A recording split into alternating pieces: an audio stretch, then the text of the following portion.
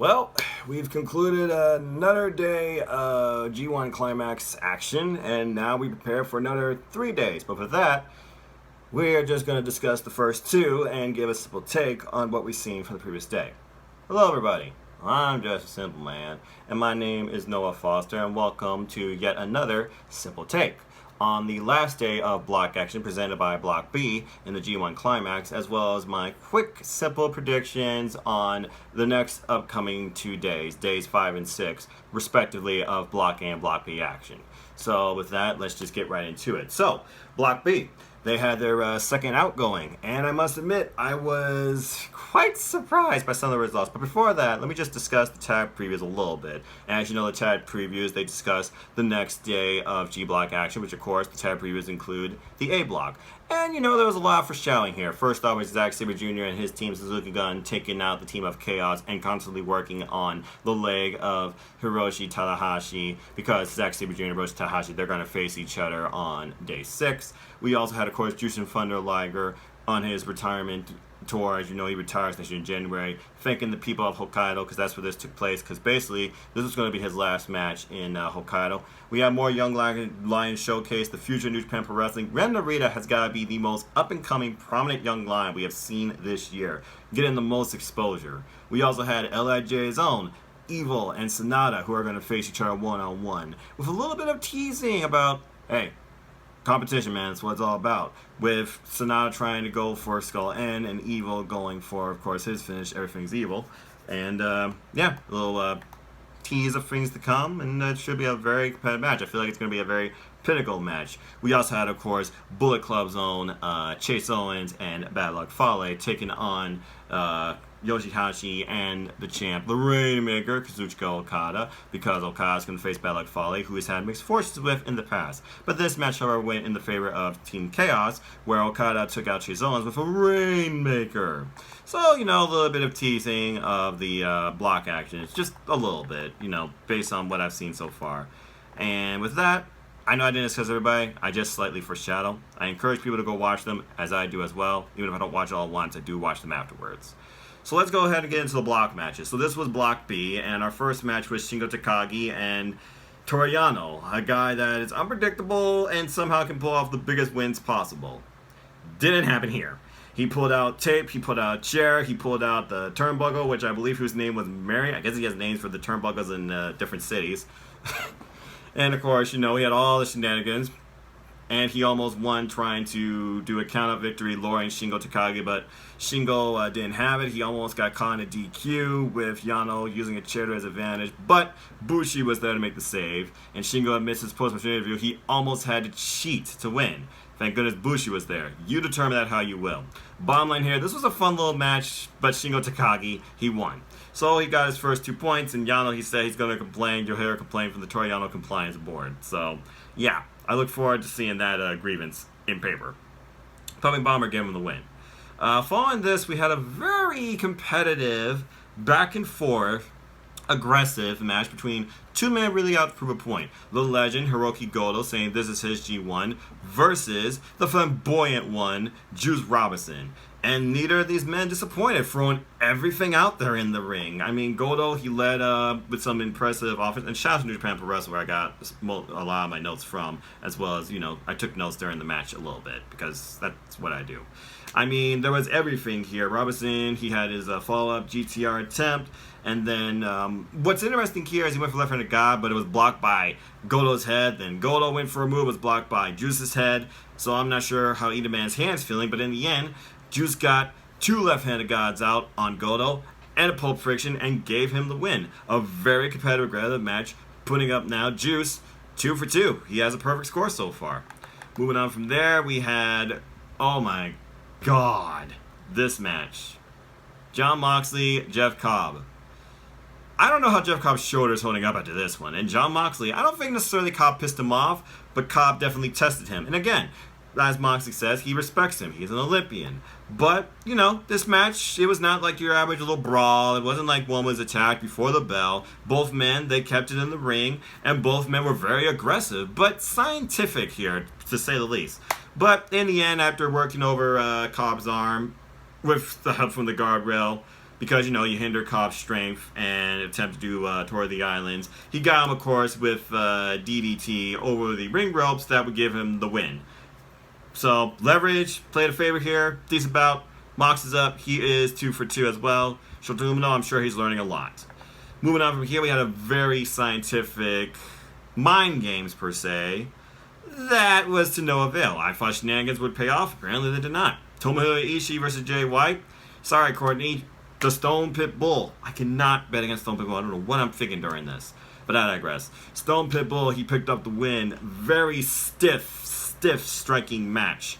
Jay White, of course, he pulled his shenanigans out using that Gato at times. And, of course, you know, saying, I'm limp, you can't do a finisher on me. But, in the end, all it took was some power bombs, and basically, that was it. Vertical drop brainbuster to the end, and Rocky Romero, Kevin Kelly, they were in their prime, they were in their joy. A win for Chaos Over Bullet Club was the happiest thing to them, in my opinion. 1, biased, a little too much. 2, a little obnoxious. But, you know, it's New Japan Pro Wrestling. They're more free there to be however they want to be. I'm sure Japanese commentary was a little bit of the same, if not a lot, too. But again, very competitive match, and now we prepare for Tomohiro Ishii's next match, which we'll discuss very soon. Following that, we go into our last match of the night, our main event, Taiji versus Tetsuya Naito. Both men going in here with 0. Both men going in here trying to get their first victory. Taiji, I feel like, he takes shenanigans and antics, but he has a lot of potential. And Tetsuya Naito, one of the frontrunners to win, current IWGP Intercontinental Champion, trying to become the first to hold both belts at the same time, the IWGP Intercontinental Heavyweight. But we all know in the past how we feel like the Intercontinental is a curse on him when he has it. I think that curse is coming back. Taiji won, but it was not without some controversy, because for the first time since he grasped it at February by force, he literally used Iizuka's stone freaking hand, I think they call it, or glove. Whatever, iron finger. There are so many iron moves anymore between WWE and New Japan, it gets confusing. Anyway, he used Iizuka's famous iron finger from hell, and it was like he felt a new power. He went for like 3 times. First 2 times, Naito countered, and the third time, though, it striked with some help, of course, from Iizuka, with some distraction antics, of course, by the heel master, Kasunoma Yonoabe. Apologies if I butchered that name. Miho Abe looking on in a bit of scared again by Naito. Naito looking down at her. Miho Abe, lovely as always. But in the end, Taiji freaking won. But this was not an easy bout by any means. There's a reason these two main evented. Naito pulled everything out from Gloria, Destino. But again, he channeled Toshiaki Kawada. And in the end, a fool's Destino was countered by Black Mephisto, long hail the Holy Emperor, and Taiji won. I wish I could really go more back into detail of this match, but again, I don't write everything down. I'm not a play-by-play guy. I'm not Kevin Kelly. Bottom line is this. There's a reason these two main evented. Taiji with his first win. Taiji saying, this is what the G1's all about. Don't like it. Too bad, you bastards. Go home. And this is Taiji's G1, he says. So, we shall see. Because again, Taiji picked up the win using the Iron Finger first time ever before a last ride led to the pin attempt. And at times, you know, you thought Naito was going to win, but Regis was down. So, anyway, I guarantee you, though, it won't be the last time we see the Iron Finger, especially since we saw how effective it was. Even though Taiji, I think, fears the power that comes from it, according to the post-match interview. I'm just surprised it took him this long. I honestly thought I was going to use it last week, especially after Mox and Miho Abe interacted, but I digress. So, that was B-Block action. Let's move on now onto our next 2 days of prediction action. First day, of course, being A-Block action, represented July 18th. And again, these predictions, I'm only going to focus on the block matches. So let's go ahead and run through these. So our first block match, it is Kenta versus Lance Archer. Lance Archer coming in with a brand new attitude, saying, everybody dies. And Kenta debuting, bringing Kenta Pro Wrestling, New Japan Pro Wrestling, under the, I guess you could say, mentorship and also the viewing and maybe reviewing of his best friend, Shibata. So, both these men right now, they're perfect. They're 2-0. Someone's going to get their first defeat. I don't see this going to a draw. Lance Archer and Kenta, you have no previous history. This is the first time. This is the first one-on-one encounter. So, with that, I actually went with I went with Lance Archer actually picking up the win here because while Kenta has had great momentum going into this, and yes, I filled up my own entire bracket because this is the only thing I feel like worth fantasy booking. I feel like Lance Archer, he's got a lot here to prove to himself, and he's getting mixed reactions right now from the New Japan audience, and I feel like he could really carry his way for this G1. I'm not sure what's next for Kenta, but who knows? Might be setting up Kenta for a strong run. But in the end, because what I've seen so far from Lance Archer, and of course I'm going to be a little biased, I'm Suzuki going all the way, Kasaninare, I went with Lance Archer for the win here, handing Kenta his first loss. Following that, let's move on to our next match, which is, there are a few matches here, especially in the A block, I like to believe, that are going to be pinnacle matches that are going to determine who might be a winner and who's going to be a loser. This, I believe, truly is one of them. Evil versus Sonata. Neither of these men are strangers to each other. Former IWGP Heavyweight Tag Team Champions, both members of LIJ, and overall singles record, according to Japan Pro Wrestling, it's 1-0 in Sonata's favor. Both men are going in here, though. 1 loss, 1 win in the G1. So, I expect this to be one of the matches that goes closest to the draw limit, but I do expect there to be a definitive winner. Now, I know there's been a lot of teasing about Rocky Romero thinking he would love to have Evil and Chaos. Maybe this is what it's going to lead towards. I know also Sonata, he's really breaking out as a top-tier competitor for the IWGP Heavyweight Championship, with massive respect from Okada, calling him his best rival to date. So, with that, I actually went with Evil for the win here, which actually makes sense right now, because Evil, he's got momentum from his last win over Kota Ibushi, much to my surprise. So I feel like he's going to continue the momentum here. And of course, Sonata, his last match was against Will Ospreay, and he lost. Keep it simple, I went with Evil for the win here. And I can see this going very pinnacle towards the relationship between Evil and Sonata as a tag team. Because of course, we have the World Tag League coming up as well.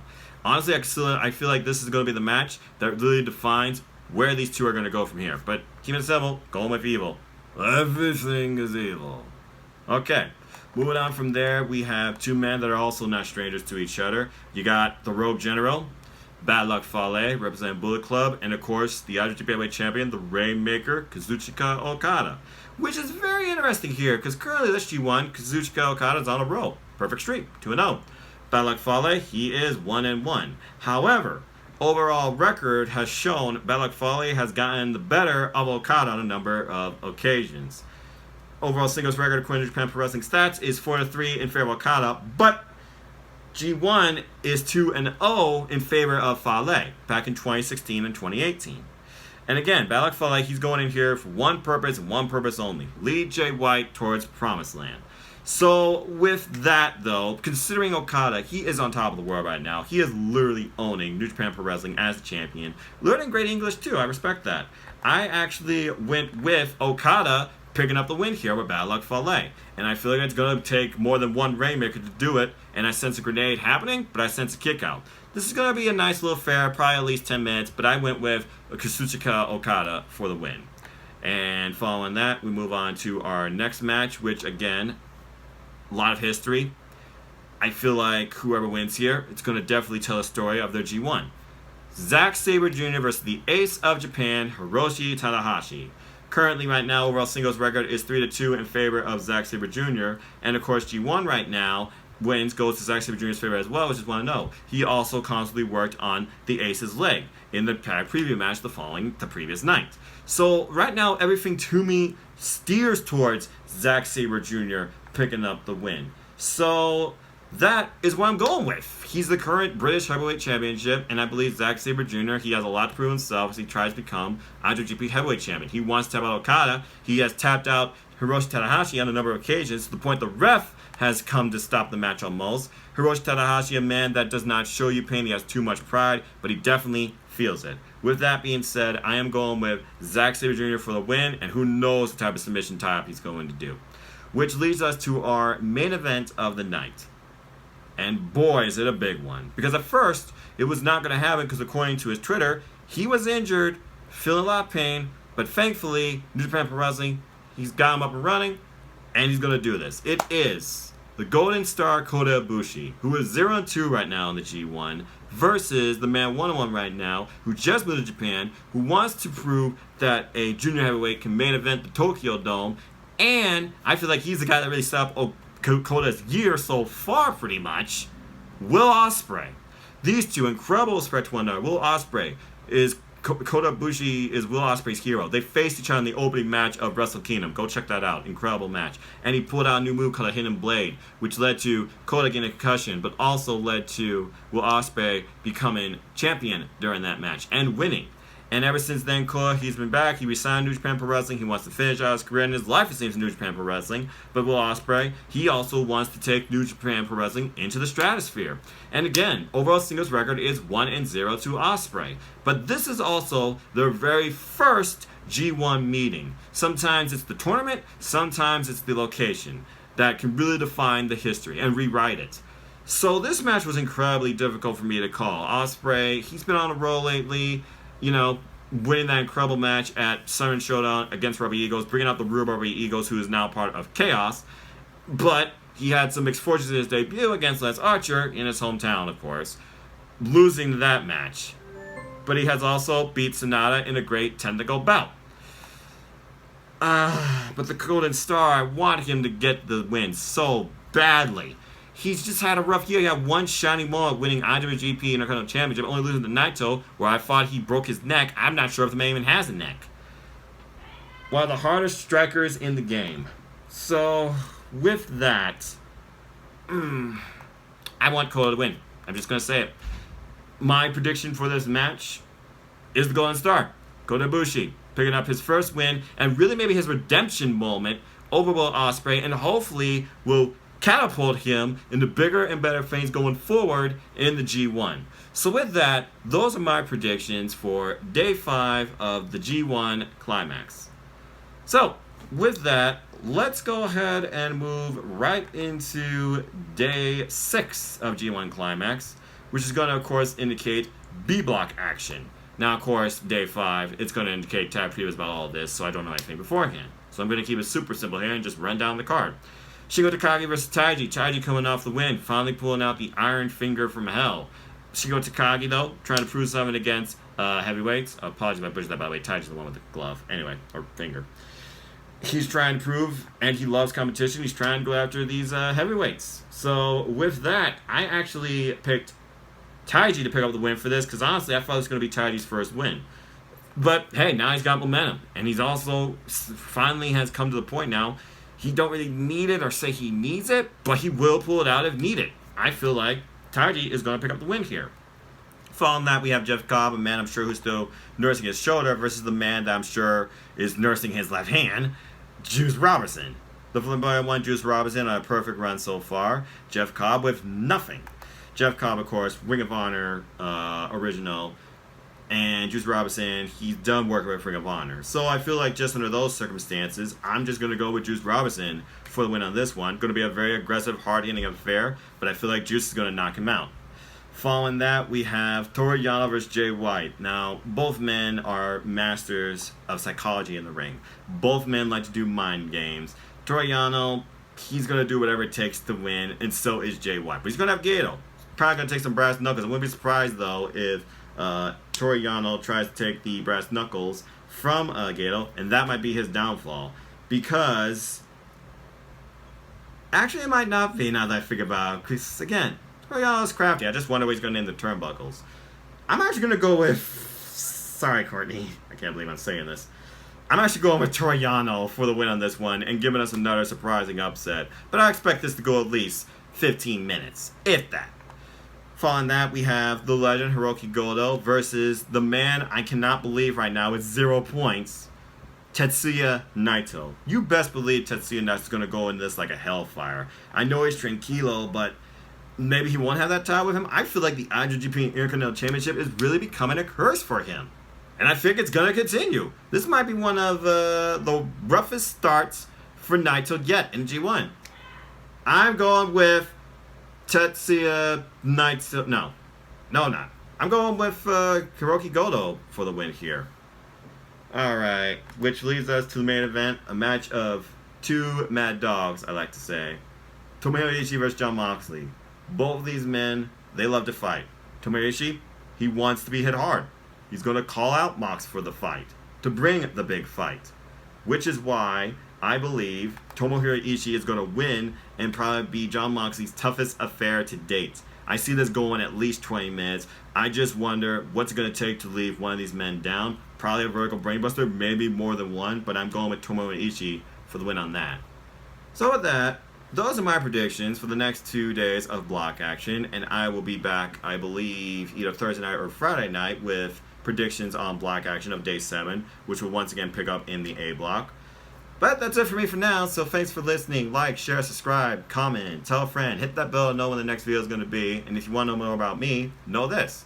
I'm just a simple man and a lifelong fan of wrestling. So follow me on Twitter and talk wrestling if you want with me at nodq.com/Noah or at Enfoster1916, or follow my simple YouTube channel here at youtube.com/user/NoahFoster210, where you'll get more simple takes, simple chats, simple predictions on everything wrestling outside WWE, AEW, Ring of Honor, New Japan Pro Wrestling, Impact, Independent Wrestling. Support independent wrestling, folks.